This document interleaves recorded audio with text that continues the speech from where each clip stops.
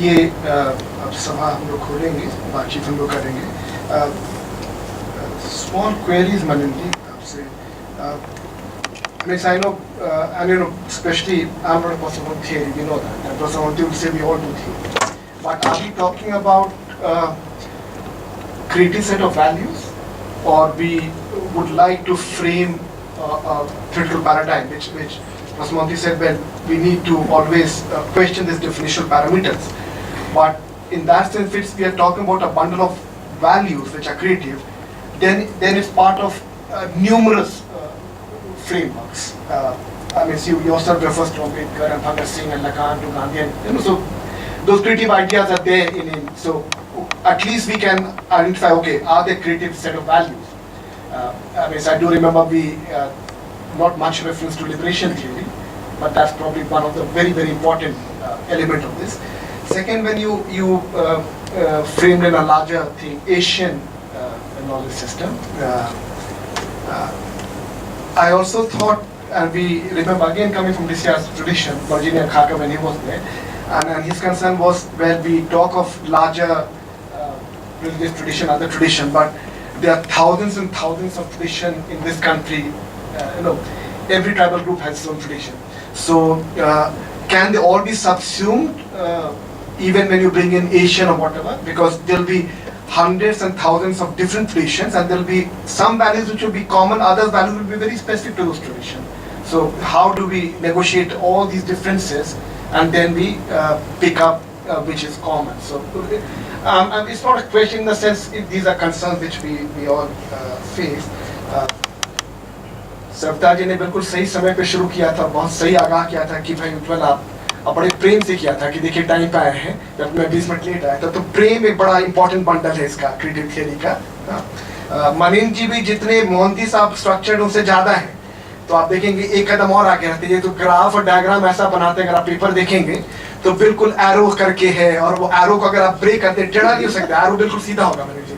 तो कहीं ना कहीं इस एरो स्ट्रक्चर को हमें तोड़ने की जरूरत है. That's also.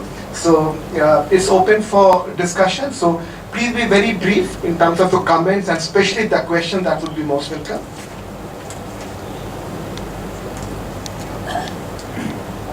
After welcoming all of you, I had to allow you all to introduce yourselves. Maybe at this point, can we do it so that we know exactly from where later on?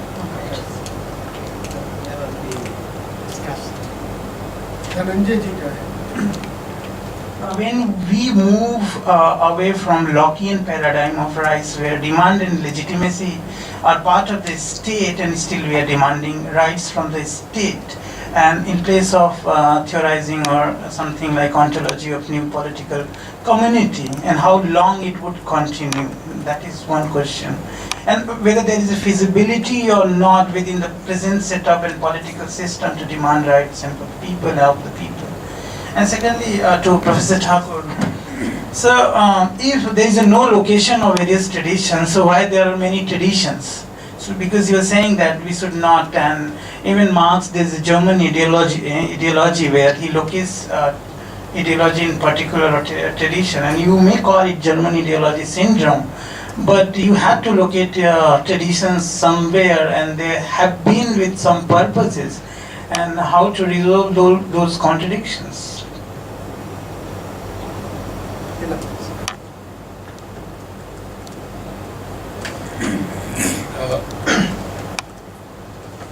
Thank you very much. I have got, it's partly a question and partly a comment to Professor MOhanty. Good thing is that in a setting like this you need not to perform. So as a student I am asking this, and this is something which, you know, these things are not new to me.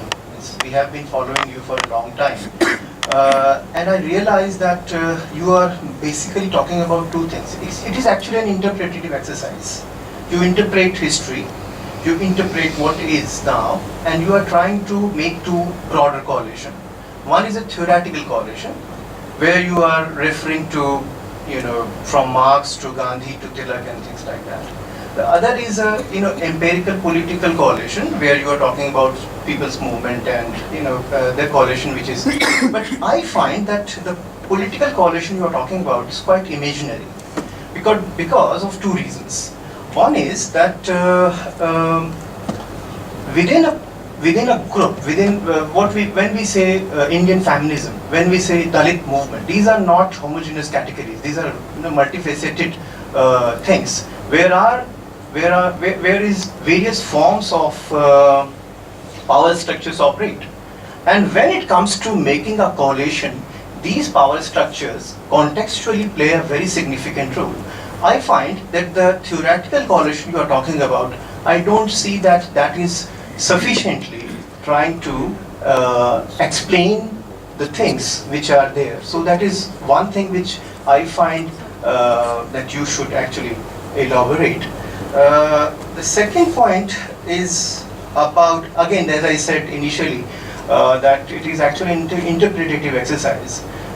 You are right that it is unfolding, but even then, when we say we are actually, and this is partly what Ujjwalji said, that even then there is a framework and a task of theorization, whether we like it or not, is something to elaborate, at least in an abstract theoretical way, to say something. What is that? If the task of theory to explain something, then there should be some abstract formulation, which I'm sorry, I at least didn't get, at least in this presentation. I like your, when you wrote something way back on Western theory, where you have tried to evolve a method by which we can establish some kind of a creative engagement. I was hoping that you would elaborate on that when you are talking about creative theory in this mode. Second is to Professor Thakur. I really appreciate the way you articulate, and particularly the psychoanalysis analytical tradition. One thing which is quite innovative and quite creative, the way in which we do creative, is that how to understand various trajectories. You just mentioned the power structure, the power structure of knowledge, which is perfectly all right. But you also mentioned something serious, which I would like you to elaborate. That is the trajectory of an individual mind. When you say that Lacan, for instance, if I can give you a very interesting example of Foucault. We always, unfortunately, Foucault is very popular in a negative way, because if we look at that Foucault reader, where he has got an interview, that is the most quoted book, Rainbow's one. It's a quite quoted book. But in the interview, Foucault is saying something different. He's trying to articulate and responding to very different sort of questions, which are coming as anxieties of theoretical kind. You are making the same point, so I just wanted you to elaborate. Thank you. जानती वो कौन सा text note के साथ आप sir ये Indian political theory वाला जो बुक है, हाँ, कंटेम्परेरी इंडियन पॉलिटिकल थियरी में, जिसमें there are 4 steps how to engage with Western political tradition, Western theoretical traditions. I thought also peace or equality, which you had in applications, that also in the book.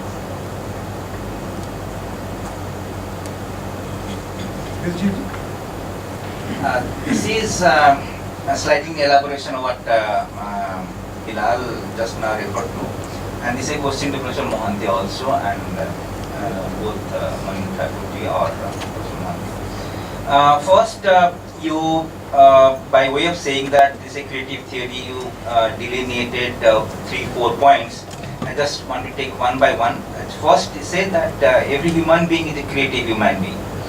But how do you differentiate a creative human being from somebody, say, who is accidentally creative? For example, if I say that I am doing certain things and accidentally I found something, is that a creative theory or not?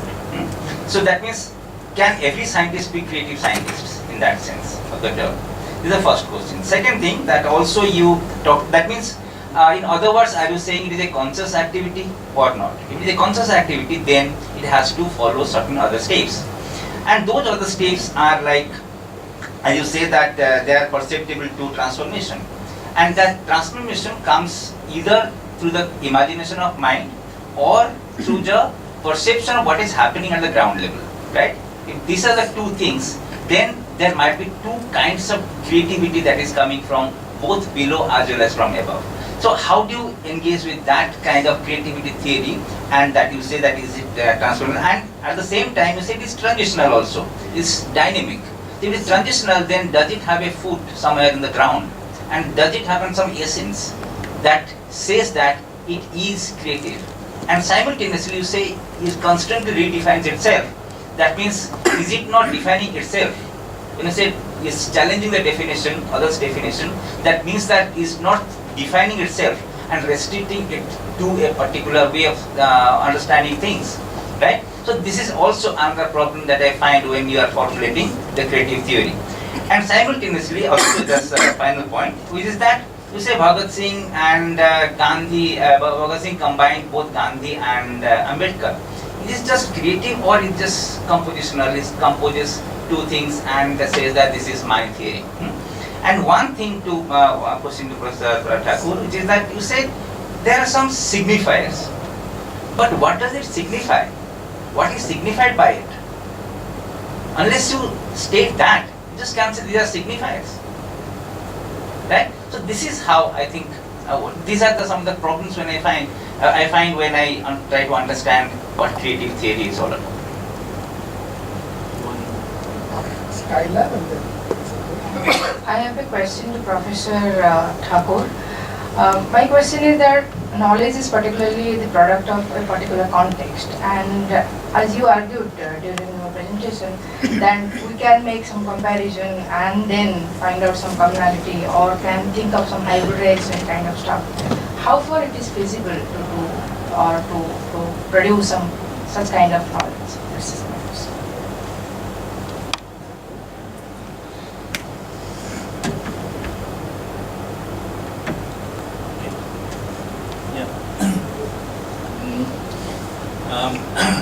A slight background, personal.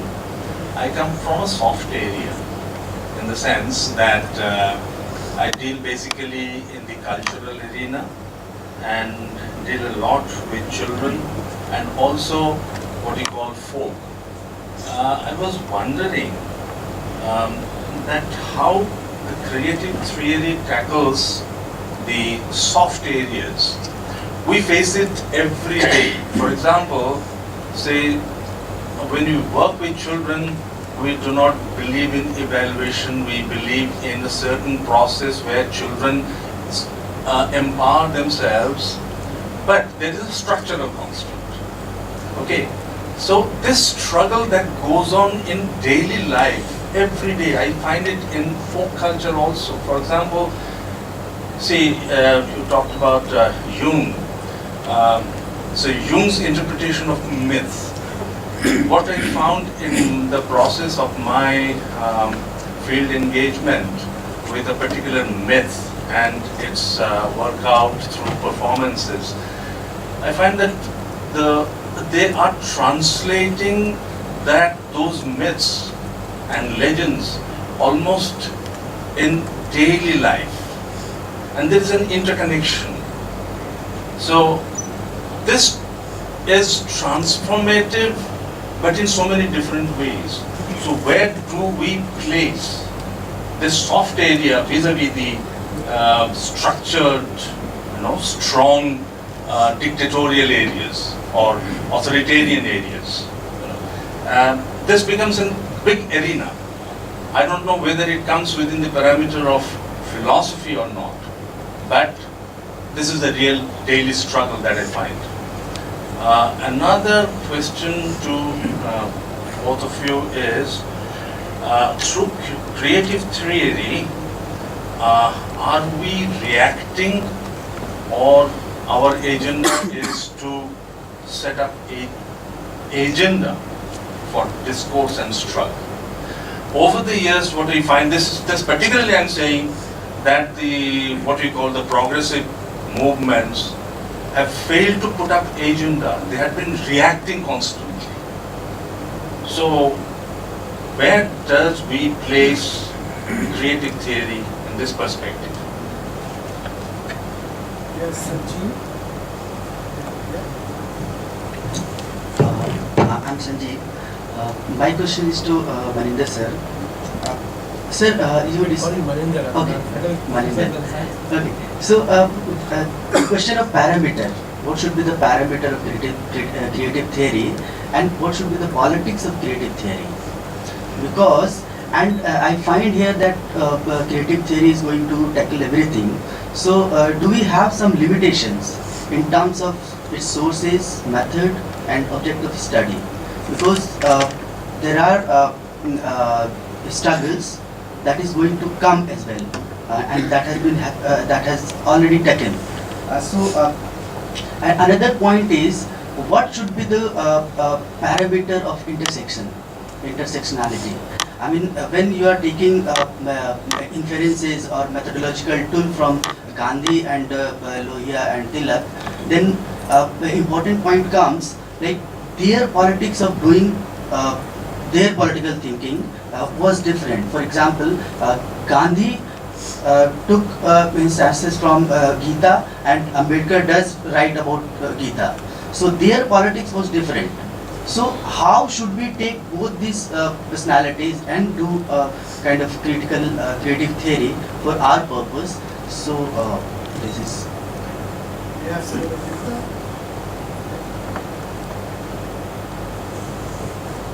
Yeah, I'll ask a question for both the speakers, Professor MOhanty as well as Manind.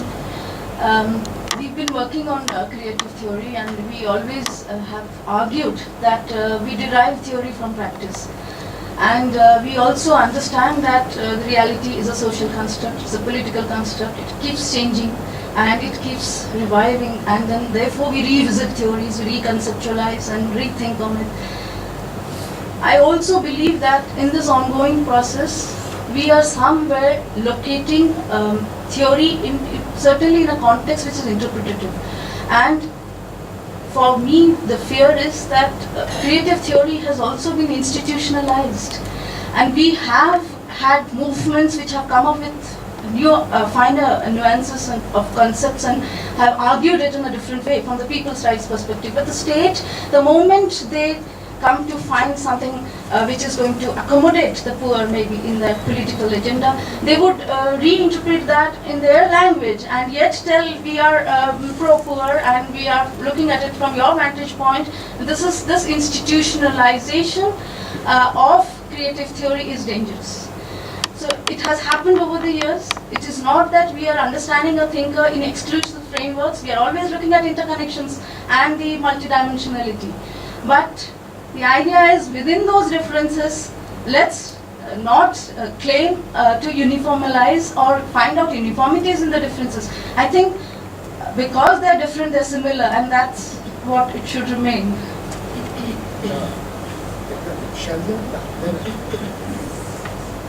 Yeah, this is a question to both the panelists. I was just wondering, hearing the entire discussion and the questions raised, that the potential for any critical thinking should be transformative.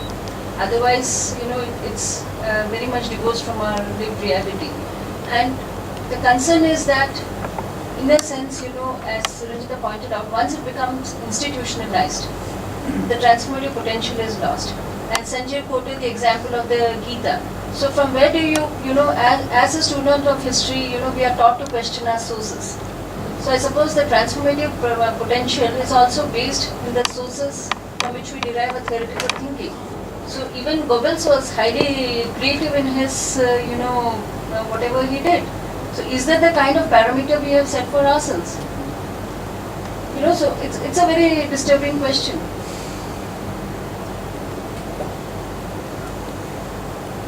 I have two questions. One is when we talk of the various knowledge traditions and we try to understand how creative those different traditions, do we also set certain values as reference point?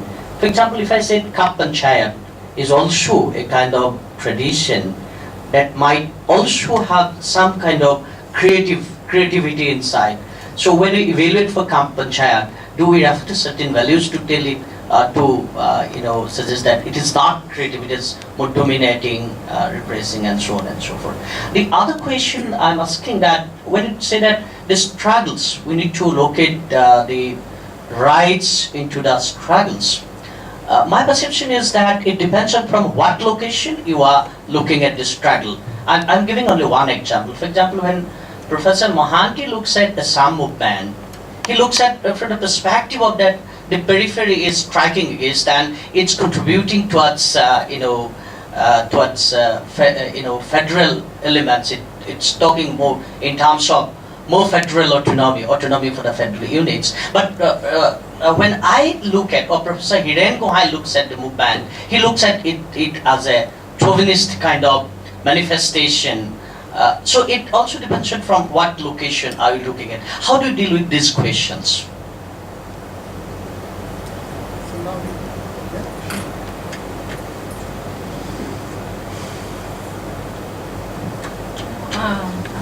I have a question which I'll be happy to hear an answer from either of the speakers.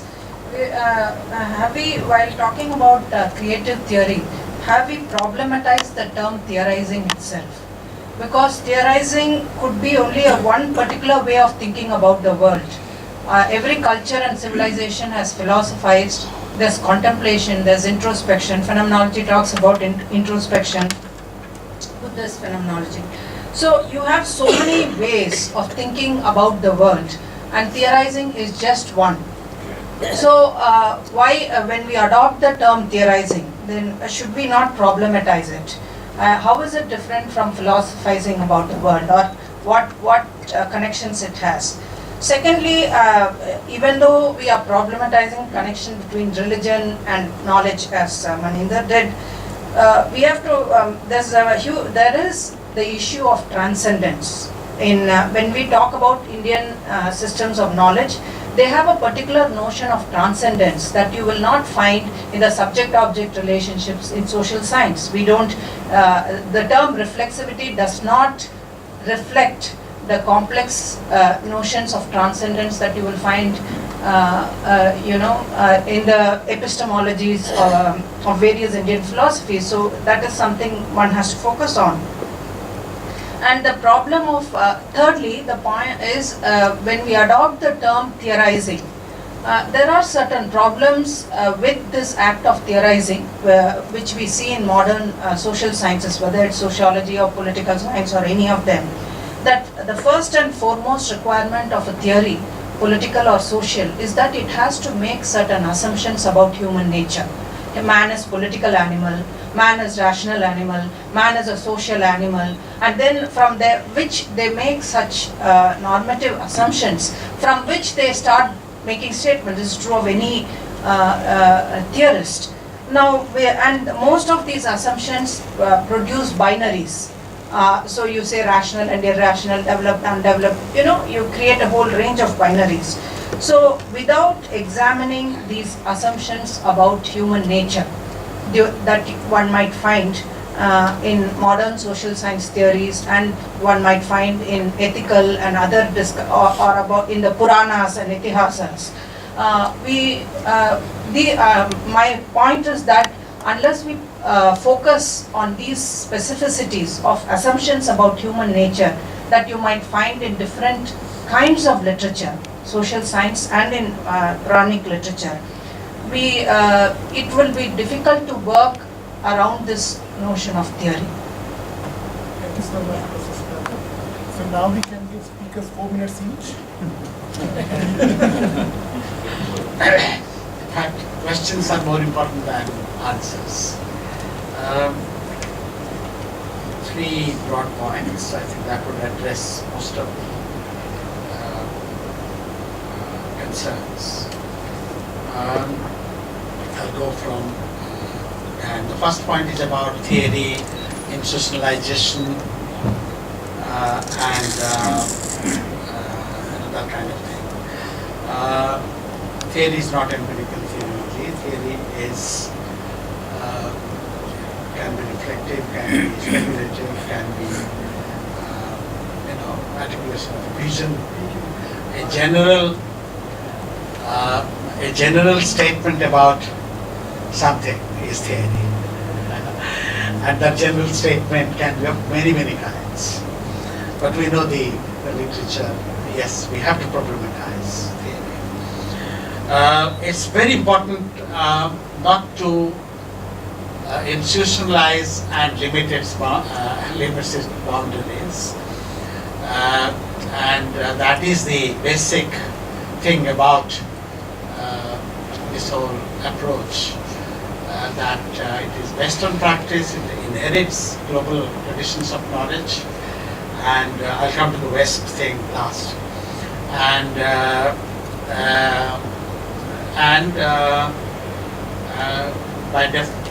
I'm using the term definition again, but I would not like to. That is, by the very nature of this attempt, this intellectual or thought process, it has that open element of reconceptualizing continuously Western practice. It does see it in traditions. You can see what I have inherited in my analysis from the Marxist tradition, and where one is trying to negotiate with other traditions also. The second point is about its location in struggles. I think that's very important. Several questions. Struggle both in ideas and in practice. On the ground, I think several questions were connected with that. And there, Akhil's point is very important. When we say movements redefine knowledge, it may redefine in the right direction or the left direction, in one direction or the other. I'm glad you pointed out about binaries. We don't want to just reduce everything to binary. There are many good and bad possibilities about things. So indeed, there are some movement has had both. Akhil is quite right.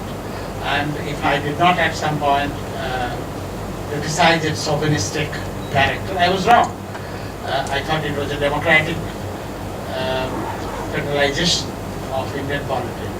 But it did degenerate into many chauvinistic dimensions. So vantage point is very important. Where is your center of observation or standpoint of observation is very important. So moving the center is built into creative theory. Therefore, not romanticize or eulogize all movement descriptions or struggle descriptions, but very consciously locate your exercise in struggles, human struggles. And that's why I refer to Tilak, to Ambedkar. The third point is about and Manindra will take it up, but I have this very emphatic belief that plurality of traditions from India to Asia is a very opens up. But Asia is not just Hindu, Buddhist, Islamic, Christian. It is a million traditions, and it has the popular Adivasi traditions, the folk traditions, and so on. So that has to be built into this.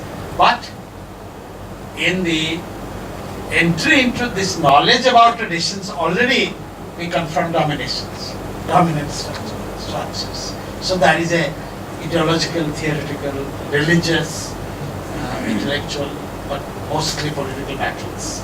And Manindra highlights that, the politics of knowledge. Finally, several questions, and Hilal put it very sharply. It is a somebody said, is it only a reactive? In fact, Hilal recalled my first chapter in the political theory, contemporary Indian political theory, that we are, from critique of Western dominant system to alternatives to Western dominant systems, that is a different exercise where the Western dominant systems are the reference point. We are not reacting. this is where this thing's point is so valid. We start from human problems, human dilemmas, things around us. We know that they are articulated, defined, explained in certain dominant knowledge frameworks, and we want to overcome that. So it is not an engagement with the West. It is an assertion of people's traditions of knowledge from all over the world, and consciously therefore trying to find out local traditions and other non-Western traditions. I did use deliberately non-Western traditions. But the problem is how to achieve the equality of negotiation, democratic negotiation. That was one interest. How do we change the terms of discourse in such a way that that knowledge process becomes equal? I'm so glad, we are, of course, we all are middle class, intellectuals, well paid, mostly upper caste, and so on. But when we have our Indian language medium discourses elsewhere, in other situations, look at the unequal terms of discourse, the communications, so that is the challenge. So the creative engagement is rooted in struggles for liberation. And I'm glad there is one who actually dropped us in our 1997 big seminar on liberation to make it the central value. So indeed, it is a movement for expanding the arena of liberation. In fact, the first set of reflections we tried to present in his book, Peasants and Dalits. And I'm glad Amita is here. Several essays in the book that she helped edit, people's rights, state and movement in the third world, attempted this very thing. Therefore, my 4 minutes are over, I'm sorry. And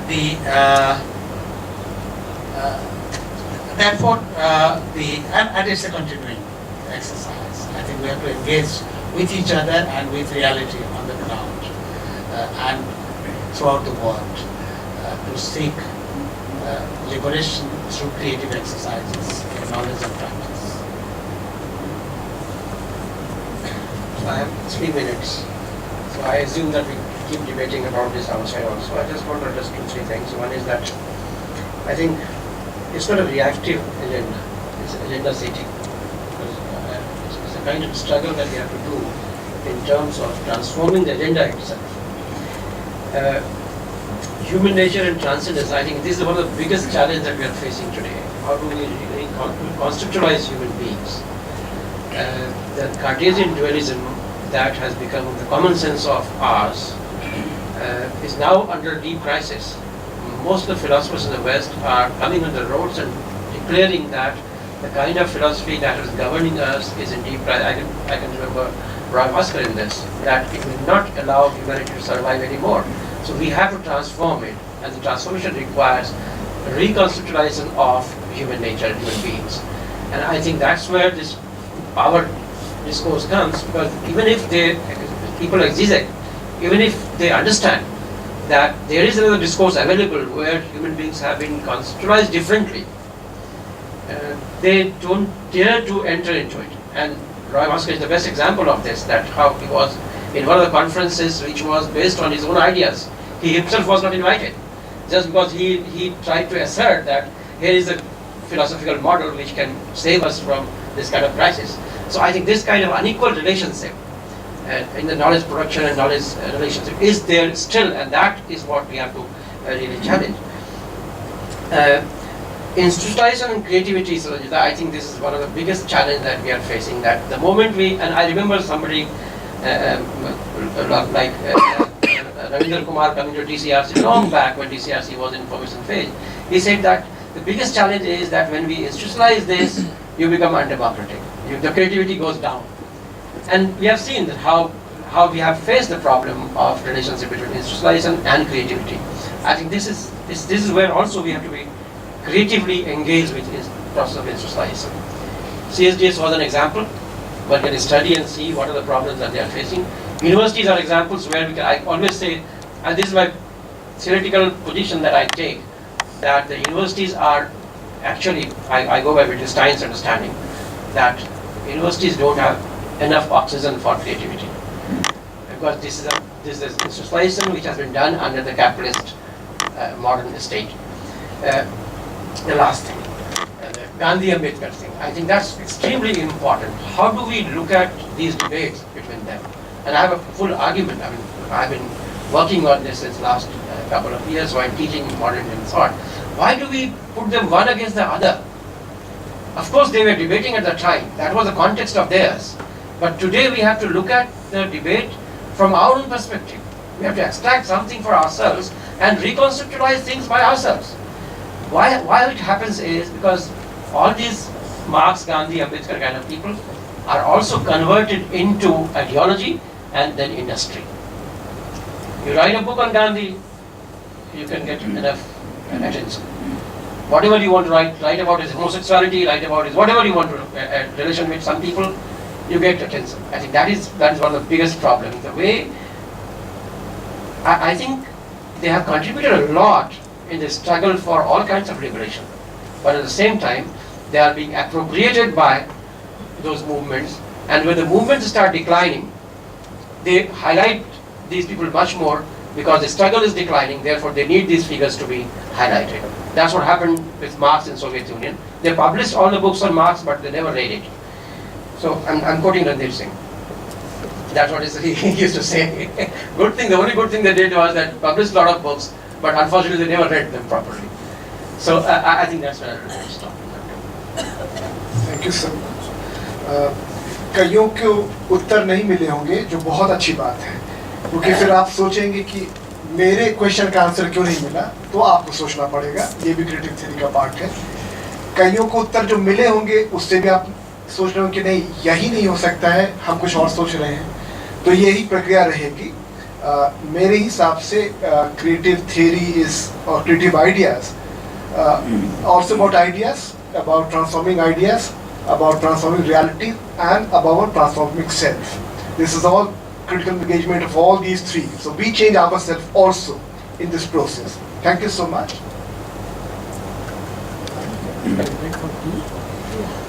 Back in 10 minutes, as soon as possible.